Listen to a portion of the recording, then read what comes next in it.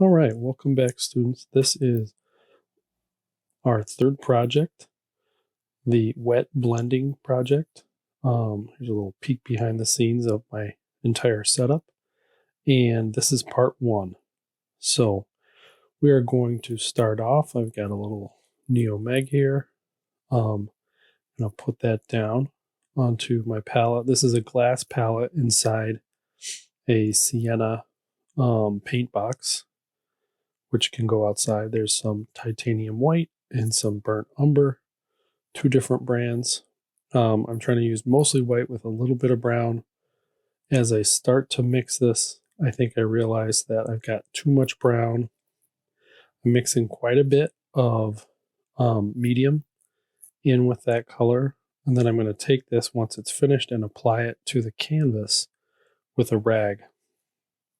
I think the first thing I'm going to do here is just add a little more white to this so that it's a little bit lighter. We're looking for a light tan color, not quite, a middle brownish, but more of a light tan.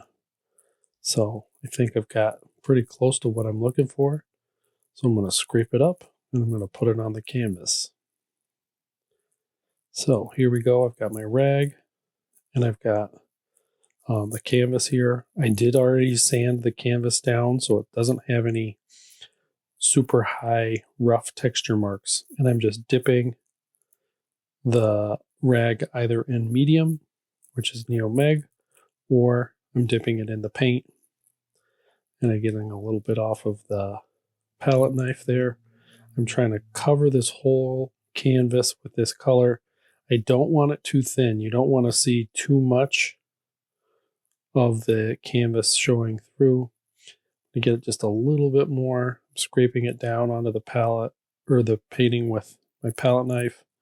And then I'll just kind of use my rag to kind of even that out, have a nice even tone for all this. And then I'm going to switch over and start my scratch drawing.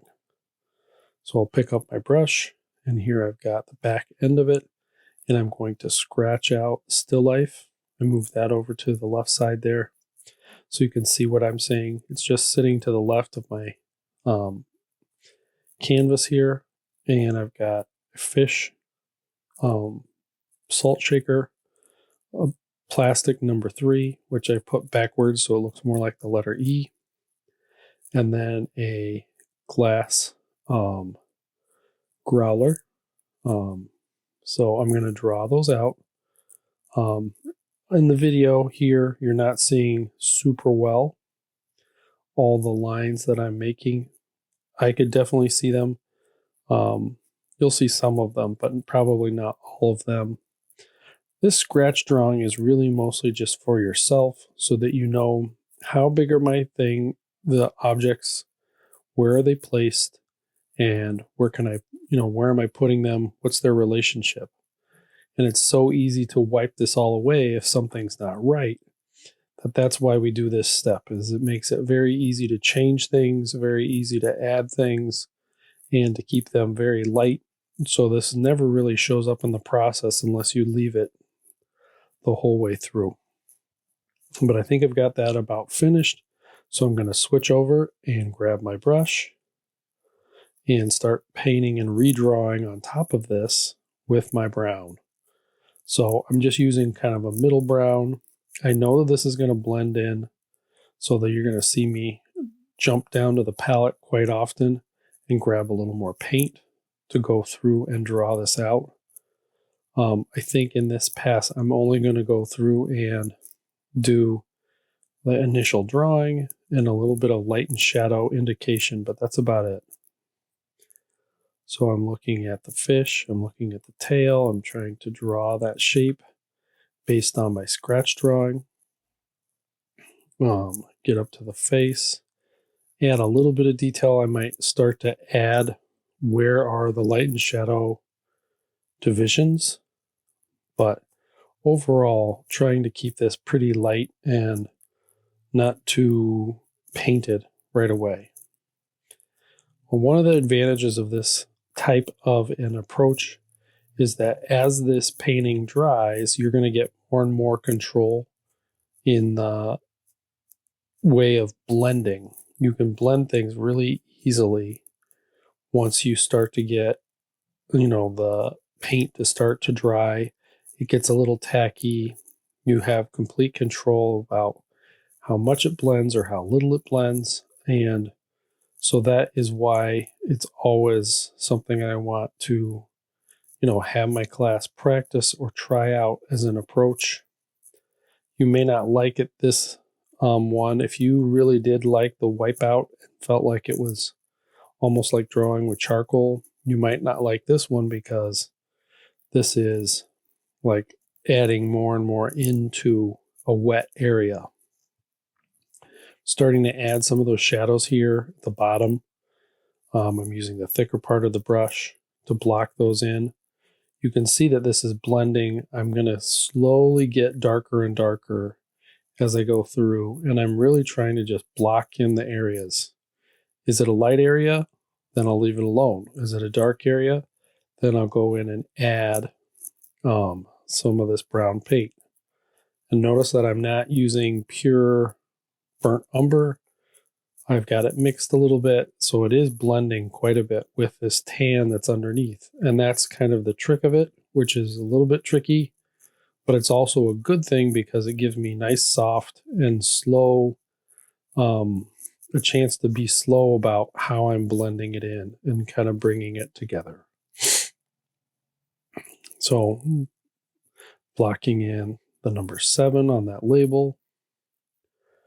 I'm going to start to put some extra details and kind of draw the details into the head of the fish. I'll probably start to block in a little bit of that shadow. Because it's a white object, I'm letting that blend in a little bit more so that the shadows on white are not as dark as the shadows and the dark areas on the bottle. Those are definitely going to be my darkest and most prominent. Most of what I'm doing now is I'm still just kind of working on my drawing. I'm fixing things up. The value of that 3 wasn't dark enough, so I went through and started to add more to the side because it's sitting vertical. It's a little darker. It's running out of straight brown, so I added some more to my palette, and now I can start to add that and use that on the bottle. And notice how it's much, much darker when I go straight full paint. And I'll just build it up and then kind of blend it out. Put down some strokes, then blend it out. And I kind of just keep doing this pattern where I keep building it up. On day 1 of this painting, you're not going to get a full range. Your darks are not going to be super dark brown. And also, anything that's white won't look super bright white. So you're going to have kind of a range that's compressed a little bit on day 1, but that's okay. The main point of what we're trying to do today is get those soft edges, things that round around, things that shouldn't have a crisp edge. We can get a nice, interesting gradient and make strokes in one direction and then go across them in a different direction, and it blends them, it smooths them out. So if I go vertical with how I'm putting it down, and then you see me go across horizontally, that's going to help to blend that in. And holding my brush to different angles, not just straight in and out. Sometimes I'll hold it more to the side. There's some soft blending underneath the fish's belly there. A little darker accents in the shadows on the number 3. And what we'll have in the next part of this video is we're going to switch and start to add some of the whites and then start to look at finishing up with some details and kind of bringing the background into this a little bit more. So this is the first part. Mostly it was about trying to block in some shadow, scratch in your drawing, and then kind of get some nice blending. We'll see you for the next video.